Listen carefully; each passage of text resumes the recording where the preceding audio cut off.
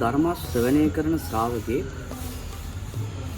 කොහොමද ධර්ම ශ්‍රවණය කළ යුත්තේ කියලා තථාගත සම්මා සම්බුදුරජාණන් වහන්සේ දේශනා කරනවා.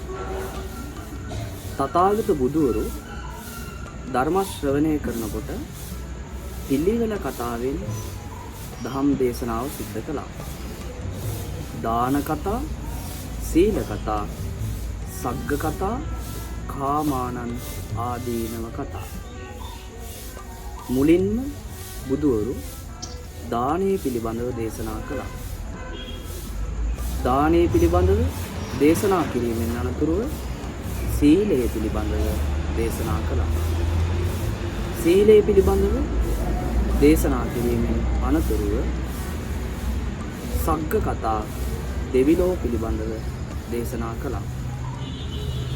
දෙවිලොව ආදීනව කාමයන්ගේ ආදීනව දේශනා කළ බුදුවරු මේ සසර සත්වයා බැඳ තබන්නේ කෙසේද කියලා දේශනා කළා.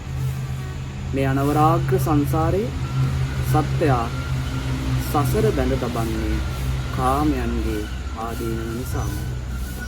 එහෙනම් පින්වතුනි, ඔබ මේ අනවරාග්‍ර සංසාරයේ පිළිබඳව තේරුම්ගෙන මහා කුසල් සිද්ධ කරන්න උත්සාහ කරන්න.